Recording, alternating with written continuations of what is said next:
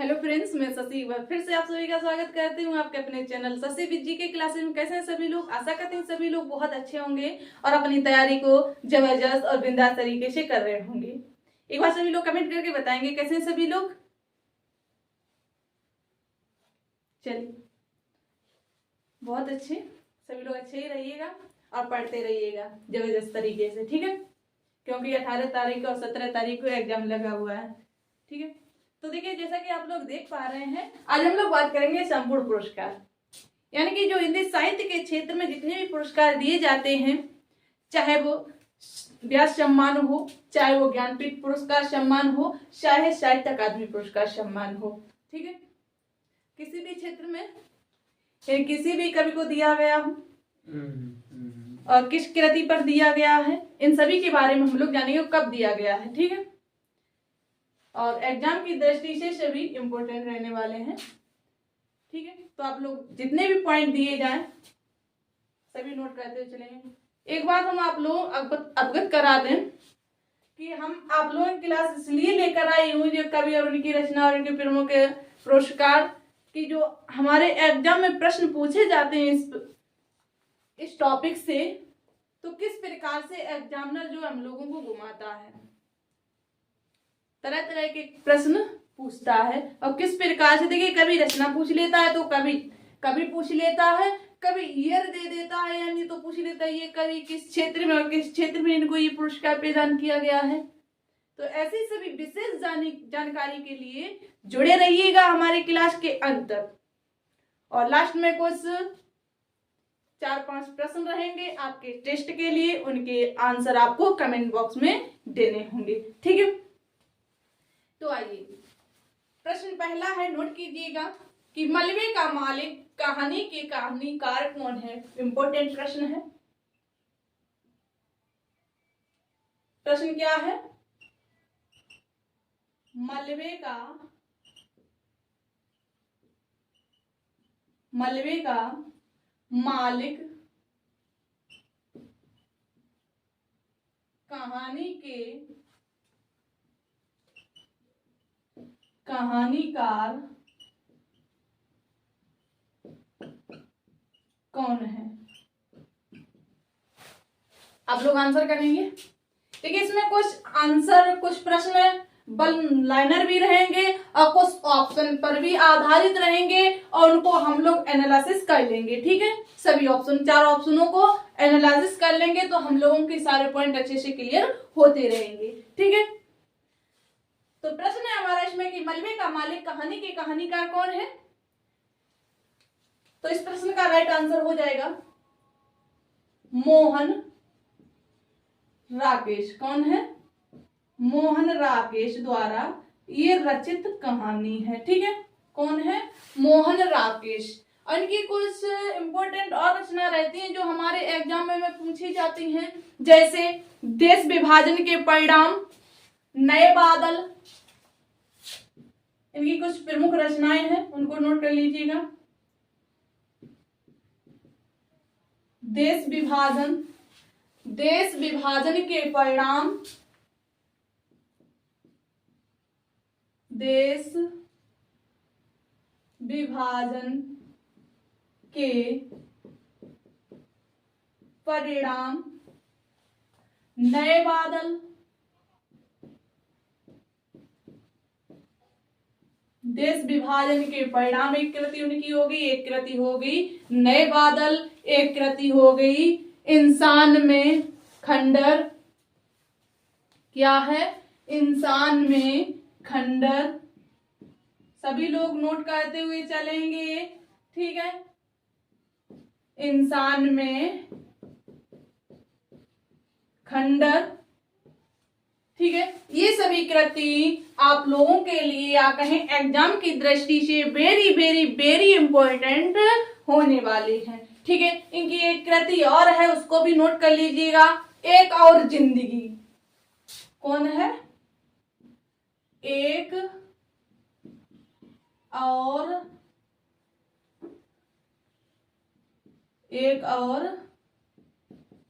जिंदगी, ठीक है? एक और जिंदगी, ये भी इंपॉर्टेंट है। एक है फौलाद का आकाश, फौलाद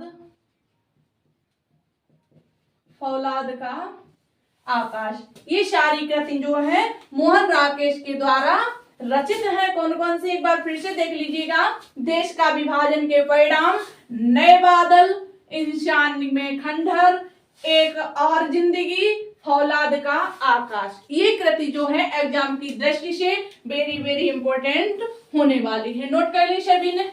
चलिए अब नेक्स्ट प्रश्न नोट कीजिएगा। प्रश्न है, वर्ष 2019 में व्यास सम्मान किसे प्रदान किया गया था? वेरी इंपॉर्टेंट प्रश्न है। नेक्स्ट प्रश्न है, नोट कीजिएगा। सन 2019 में व्यास सम्मान से किसे सम्मानित किया गया? किसे सम्मानित किया गया? ठीक है, अब इसके ऑप्शन नोट कीजिएगा। देखते हैं कितने लोग इसका आंसर सही दे पाते हैं।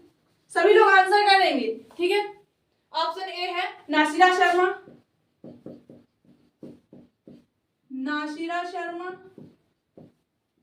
ठीक है। ऑप्शन बी है लीलाधर सेठी। क्या है? ऑप्शन बी है लीलाधर सेठी, नहीं जगड़ी है, ठीक है, लीलाधर जगड़ी। देखिए एग्जाम में ऐसी ही कृतियां पूछी जाती हैं जिनके हम लोगों ने नाम भी नहीं सुने होते हैं, और जब एग्जाम में आ जाती है तो कहते हैं ये तो हमने पढ़ी ही नहीं थी, तो हम करेंगे क्या।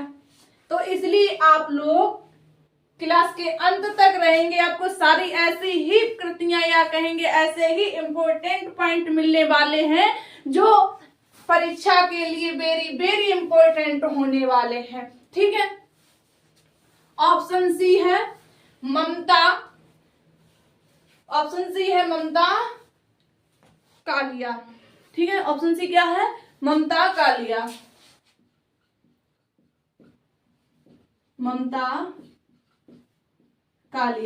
ऑप्शन डी है ममता कालिया के बाद ऑप्शन डी है नरेंद्र कोहली।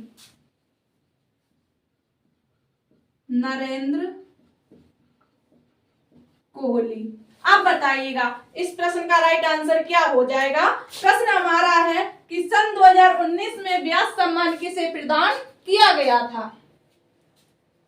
हाल ही में किया गया, नहीं 2-3 ईयर पहले। तो बताइएगा। Option A Nasira Sharma, B है लीलाधर, सी है ममता कालिया, डी है नरेंद्र कोहली। तो ध्यान देना आप लोगों को, इस प्रश्न का राइट आंसर हो जाएगा ऑप्शन ए नासिरा शर्मा को सन 2019 में व्यास सम्मान से सम्मानित किया गया था, ठीक है। इसके बाद ऑप्शन बी है लीलाधर जगड़ी। इनको 2018 में, कब? 2018 में सम्मानित किया गया था। किस कृति पर किया गया था? कि जितने लोग उतने प्रेम। इनकी रचना थी जितने लोग उतने प्रेम। इनकी रचना कौन सी थी? जितने लोग उतने प्रेम। इस कृति पर इनको व्यास सम्मान पुरस्कार दिया गया था या सम्मानित किया गया था। कब किया गया था? 2018 में। इसके बाद ऑप्शन सी है ममता कालिया। तो ममता कालिया को 2017 में, कब? 2017 में इनकी कृति थी दुखम। कौन सी है? इंपॉर्टेंट है, स्टार बना लीजिएगा। कृति है दुखम। ओके, क्लियर हो गई? दुखम। अब ऑप्शन डी है नरेंद्र कोहली। तो नरेंद्र कोहली को 2012 में, कब? 2012 में ना भूतो ना भविष्यति पर व्यास सम्मान दिया गया था, व्यास सम्मान से सम्मानित किया गया था। कृति क्या थी? ना भूतो ना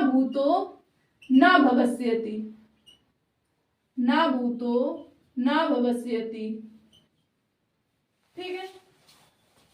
तो क्लियर हो गए। तो अब आप लोगों ने जान लिया कि किस कवि को किस ईयर में किस कृति पर व्यास सम्मान प्रदान किया गया था। अब आप लोग हमारे प्रश्नों पर नहीं जाएंगे कि आपने ओनली 2 प्रश्न कराए, 3 प्रश्न कराए, 4 प्रश्न कराए। ठीक है, प्रश्नों की संख्या गिनती ना करें, प्रश्नों की गणना ना करें। ये देखिए एक प्रश्न में कितने पॉइंट क्लियर हो रहे, एक प्रश्न से कितने प्रश्न बन रहे हैं। ठीक है, तो ये नोट कर लिया आप लोगों ने। चलिए इसी क्रम में हम आगे बढ़ते हैं। अगला प्रश्न है, निम्न में से कौन सा कवि भारतेंदु युग का नहीं है। अगर आप लोग व्यास सम्मान से संबंधित एक पॉइंट नोट करना चाहें तो कर सकते हैं। ये जो व्यास सम्मान है ये किसके द्वारा प्रदान किया जाता है, ये पूछ लिया जाता है किस फाउंडेशन के द्वारा, तो नोट बना के लिख लीजिएगा, इंपॉर्टेंट हो जाता है परीक्षा की दृष्टि से। ठीक है, तो पॉइंट है, नोट कीजिएगा। ये प्रदान किया जाता है के बिड़ला फाउंडेशन। क्या है? के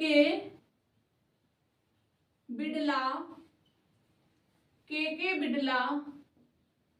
फाउंडेशन के द्वारा प्रदान किया जाता है।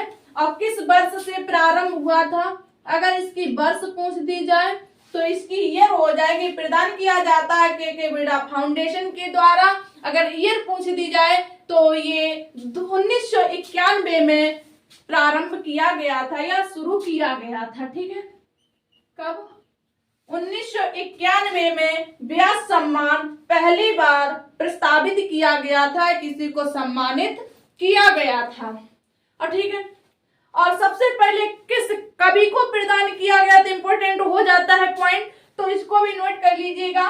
कवि हो जाते हैं हमारे रामविलास शर्मा, इसको भी नोट कर लीजिएगा। पहला व्यास सम्मान किसको प्रदान किया गया था? रामविलास शर्मा को। रामविलास शर्मा को पहला व्यास सम्मान प्रदान किया गया था। ठीक है, इंपॉर्टेंट हो जाता है, फर्स्ट लिख लीजिएगा। ठीक है, अगर इनकी कृति पूछी जाए कि इनकी किस कृति पर इनको व्यास सम्मान प्रदान किया गया था, ये भी पॉइंट इंपॉर्टेंट हो जाता है परीक्षा की दृष्टि से। कि अगर पूछ दिया जाए कि रामविलास शर्मा को व्यास सम्मान किस कृति पर प्रदान किया गया था, तो इनकी कृति थी भारत के प्राचीन भाषा, परिवार और हिंदी। कहीं नोट कर लीजिएगा, ये आप ऊपर आप लोगों ने नोट कर लिया, यही नोट कर लीजिएगा। ठीक है,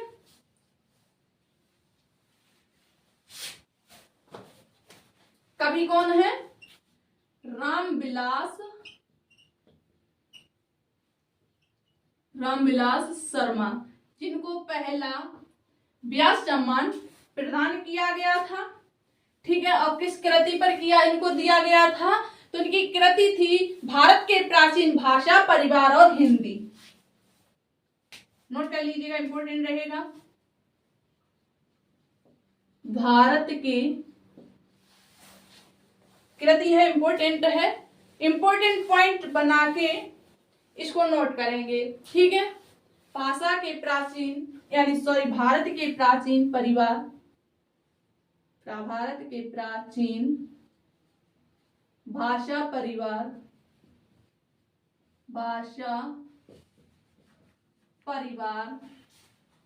और हिंदी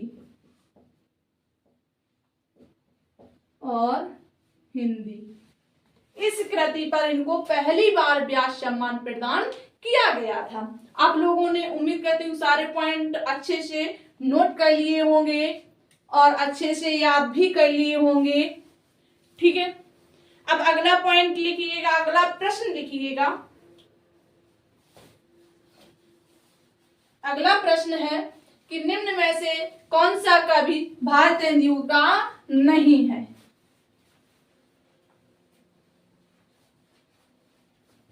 कौन सा कवि भारतेंदु युग का नहीं है? आंसर देंगे तब तक आप लोग। निम्न में से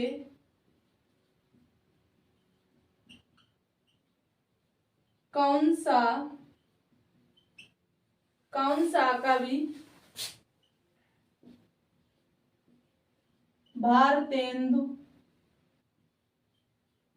युग का नहीं है? अब आप लोग बताएंगे, ऑप्शन नोट करेंगे। चलिए ऑप्शन भी नोट कर लीजिएगा। ऑप्शन ए है प्रेमघन, बद्री नारायण चौधरी प्रेमघन, बद्री नारायण चौधरी प्रेमघन। अगर इनका उपनाम पूछा जाए बद्री नारायण चौधरी का, तो इनका उपनाम हो जाता है प्रेमघन। ठीक है, क्या हो जाता है? प्रेमघन इनका उपनाम था। ठीक है, इसके बाद ऑप्शन बी है ठाकुर जगमोहन सिंह। ऑप्शन बी है ठाकुर जगमोहन सिंह, ठाकुर जगमोहन सिंह। ऑप्शन सी है पंडित अंबिका दत्त व्यास, पंडित अंबिका दत्त व्यास, पंडित अंबिका दत्त व्यास। ऑप्शन डी है, आप लोग बताएंगे श्रीधर पाठक। इसको भी नोट कर लीजिएगा, ऑप्शन डी है श्रीधर पाठक। क्या है? श्रीधर पाठक। अब आप लोग बताएंगे कि निम्न में से ऐसा कौन सा कवि है जो भारतेंदु युग से संबंधित नहीं है। तो ध्यान देना आप लोगों को, इसमें राइट आंसर हो जाएगा ऑप्शन डी। जो इसमें श्रीधर पाठक हैं, ये भारतेंदु युग से संबंधित नहीं है। ये किस युग से है? तो ये द्विवेदी युग से संबंधित है। ठीक है, किससे है? द्विवेदी युग से। ये भी पॉइंट नोट कर लीजिएगा, ये भी इंपॉर्टेंट हो जाता है। ठीक है, चलिए इसके बाद अगला प्रश्न नोट कीजिएगा। अगला प्रश्न है त्रिलोचन शास्त्री को, इंपॉर्टेंट प्रश्न है। प्रश्न है त्रिलोचन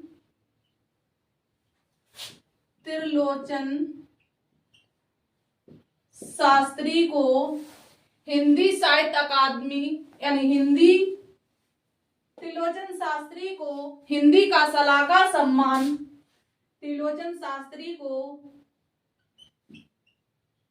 हिंदी का सलाहकार सम्मान, हिंदी का सलाहकार सम्मान कब प्रदान किया गया? सलाहकार सम्मान कब प्रदान किया गया? ये भी आप लोग पहली बार सुन रहे होंगे। चलिए इसके भी ऑप्शन नोट कीजिएगा। ऑप्शन ए है, इसके ऑप्शन ना देके इसकी कुछ डिटेल है उसको आप लोग नोट कर लीजिएगा। ठीक है, सीधे सीधे डिटेल नोट करेंगे, शायद इससे कुछ भी और प्रश्न बन सकता है। वेरी इंपॉर्टेंट पॉइंट है, उनको आप लोग नोट कर लीजिएगा बिना ऑप्शन के। ठीक है, चलिए तो इसका प्रश्न क्या है कि त्रिलोचन शास्त्री को हिंदी का सलाहकार सम्मान, कौन सा सम्मान? सलाहकार सम्मान कब प्रदान किया गया? ठीक है, तो ध्यान देना है, जो सलाहकार सम्मान है वर्ष 1989 से 1990 के बीच प्रदान किया गया था। ठीक है, और ये सबसे पहले किसको प्रदान किया गया था? पहले की बात की जाए, जो सलाहकार सम्मान है सर्वप्रथम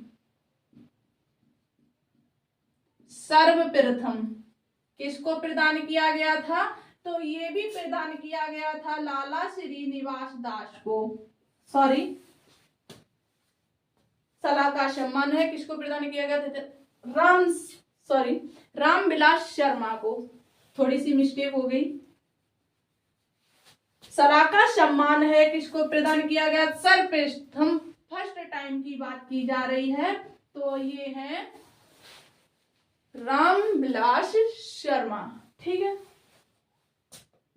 नोट कर लीजिएगा, रामविलास शर्मा को फर्स्ट टाइम या सर्वप्रथम प्रदान किया गया था। ठीक है, इनको कब प्रदान किया गया था सर्वप्रथम?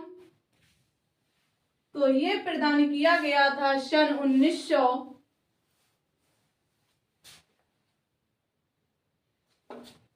प्रश्न क्या है? सॉरी, एक बार रुक जाना। प्रश्न है कि त्रिलोचन शास्त्री को हिंदी का सलाह का सम्मान कब प्रदान किया गया था?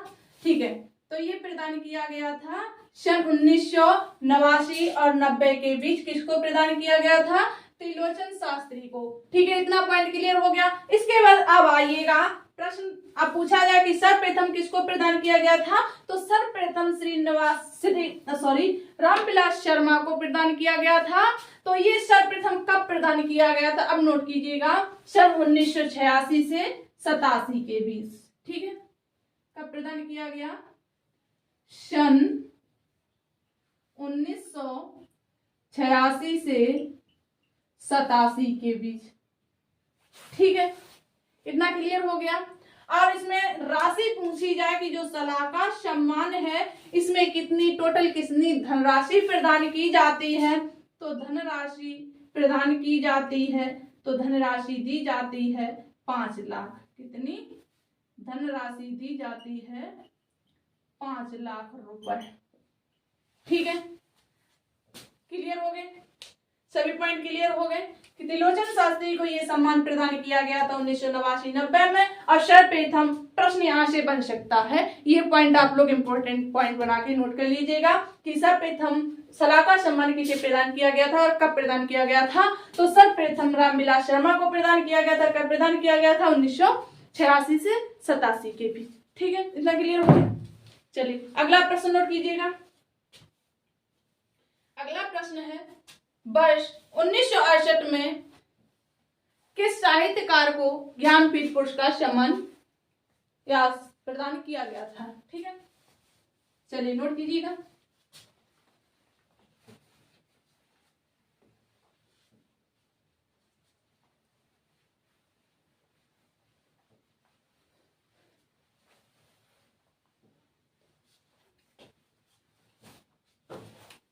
प्रश्न क्या आपने बोला? आपको प्रश्न बोला है वर्ष 1968 में, सन 1968 ईस्वी में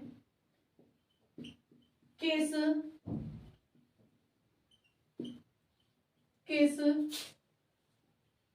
साहित्यकार को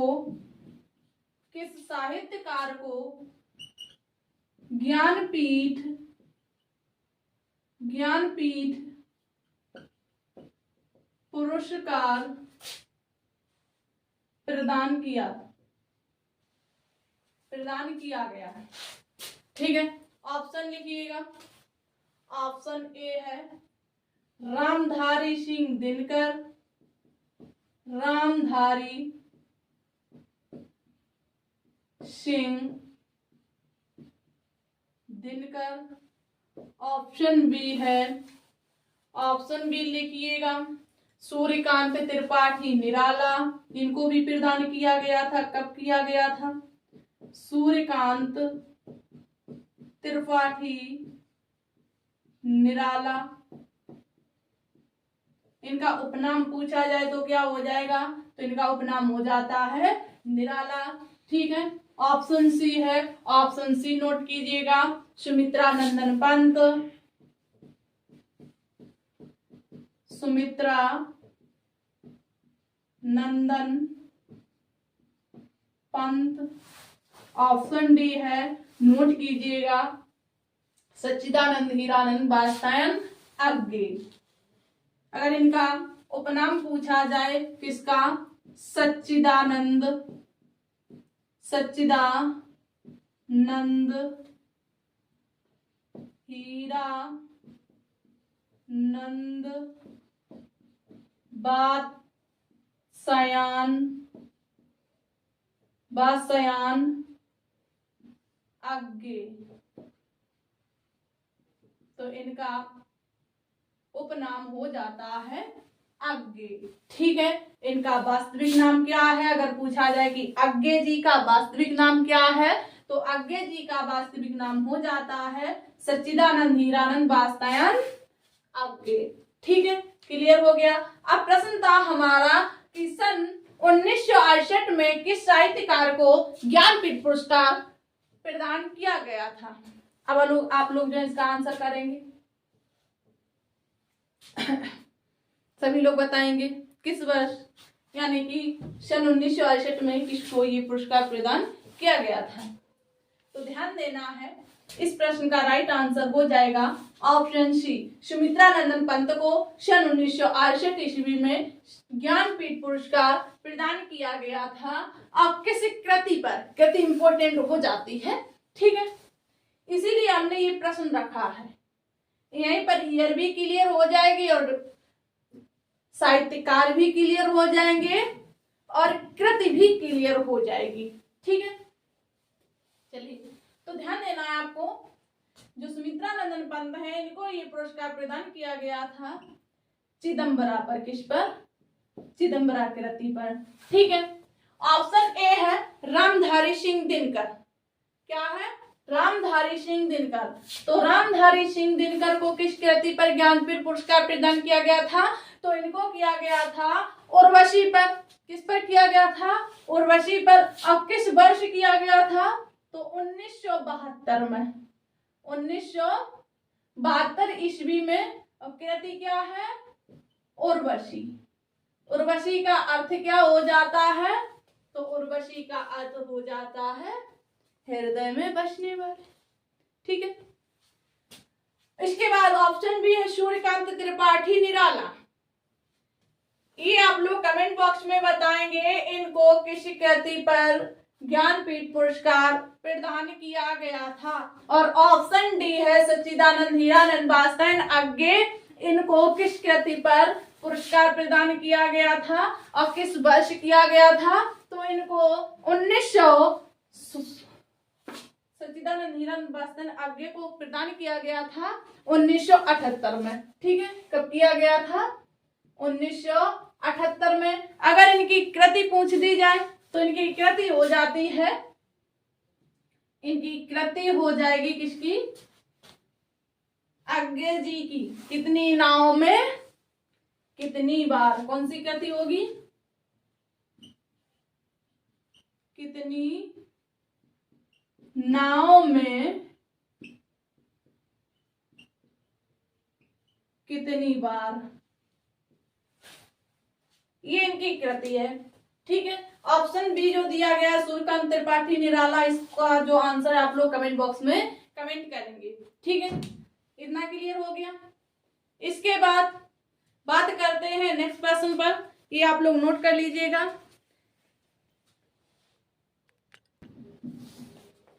चलिए, अब आप लोग जो है नेक्स्ट क्वेश्चन नोट करेंगे। ये नोट कर लिया होगा उम्मीद है आप। चलिए, आप लोग उम्मीद पे तो खरे उतरते, ये बात तो है, मानना पड़ेगा आप लोगों को।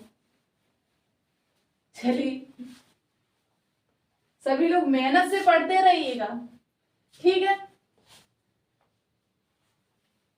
क्योंकि इस बार मौका है, फिर मौका अभी मिलने वाला नहीं है, बहुत टाइम लगेगा, तब तक ओवरएज हो जाओगे।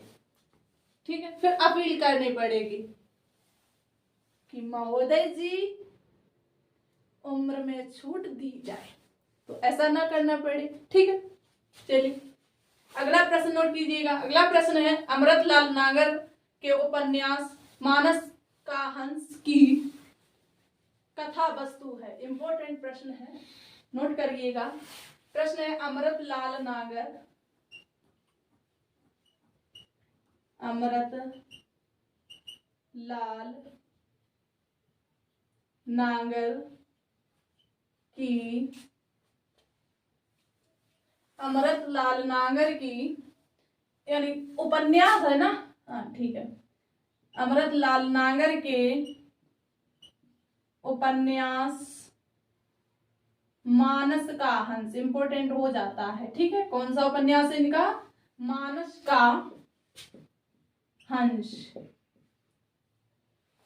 मानस का हंस की कथा वस्तु पूछी गई है। देखिए हमने आपको बताया एग्जामिनर जो है किस प्रकार हम लोगों को घुमाता है, तो आप लोग ध्यान देना, आप लोगों को ध्यान देना और अच्छे से सभी पॉइंटों को नोट करते हुए चलेंगे, ठीक है।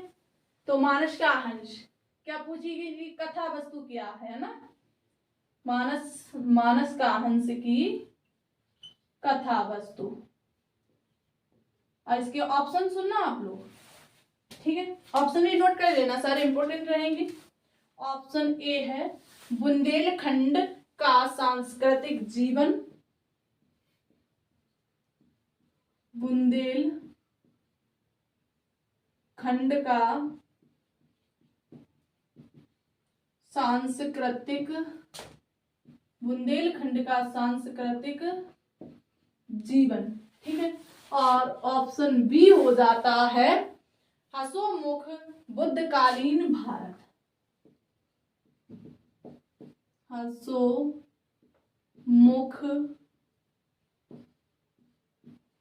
बुद्धकालीन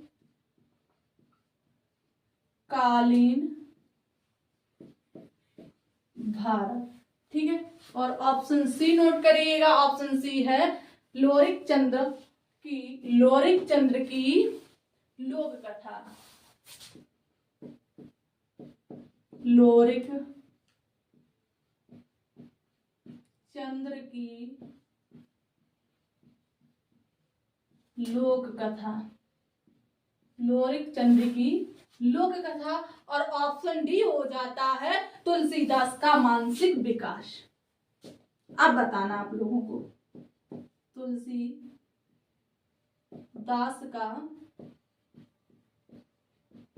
तुलसीदास का मानसिक विकास।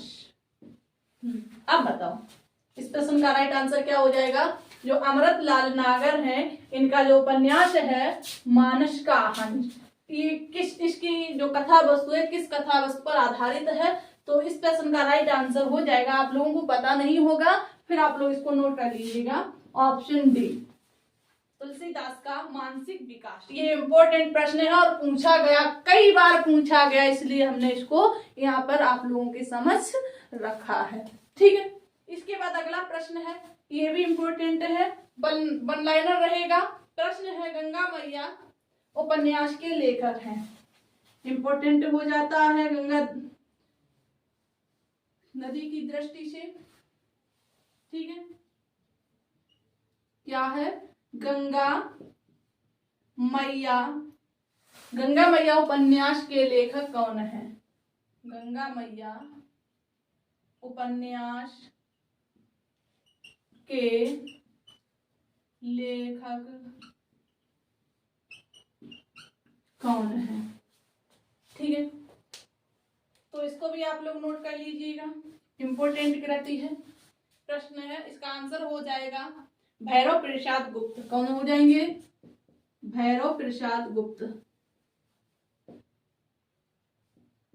भैरव प्रसाद गुप्त, ठीक है। इनके कुछ इंपॉर्टेंट उपन्यास और हैं, उनको भी नोट कर लीजिएगा, जैसे मशाल की धरती, क्या है? मशाल की धरती। और एक और इंपॉर्टेंट हो जाता है आशा, ये भी पूछा गया है कई बार, आशा, ठीक है। इसके बाद एक और लिख लीजिएगा जंजीरें,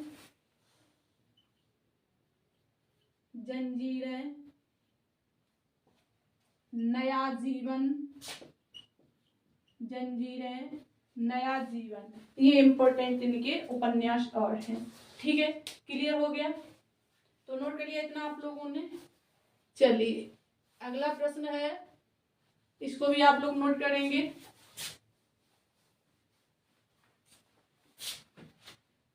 हम आपको वही प्रश्न करवा रही हूं जो एग्जाम की दृष्टि से इम्पोर्टेंट रहने वाले हैं, ठीक है। और ये भी आप लोग देख लेना, ये ऐसे प्रश्न कोई ज्यादातर कराता नहीं है,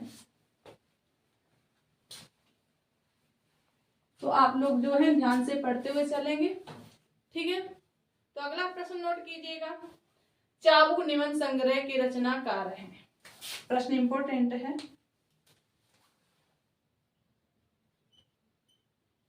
चाबुक निबंध संग्रह के रचनाकार हैं। तो ध्यान देना है, ऑप्शन लिखोगे आप लोग या ऐसे ही वन लाइनर लिखा दो। चलिए तो इसका आंसर लिखिएगा, सीधे सीधे आंसर लिखिएगा इसका। तो चाबुक जो निबंध है इसके लेखक हैं सुमित्रा नंदन पंत। कौन है? सुमित्रा नंदन पंत, ठीक है। क्लियर हो गया। अगर यही पूछ दिया जाए कि जो महादेवी वर्मा है इनकी कौन सी कृति है जिस पर इनको ज्ञानपीठ पुरस्कार प्रदान किया गया है, इसका आंसर आप लोग जो है कमेंट बॉक्स में कमेंट करके देंगे, ठीक है। चलिए तो आज की क्लास यहीं तक, फिर मिलते हैं हम लोग नेक्स्ट क्लास में किसी नए विशेष टॉपिक के साथ, ठीक है। तो आप लोग इसी तरह अच्छे से तैयारी करते रहिएगा, अच्छे से मेहनत करते रहिएगा, टाइम बहुत कम है, ठीक है। तो आप लोगों का बहुत बहुत धन्यवाद हमारा साथ देने के लिए। फिर मिलते हैं हम लोग नेक्स्ट क्लास में।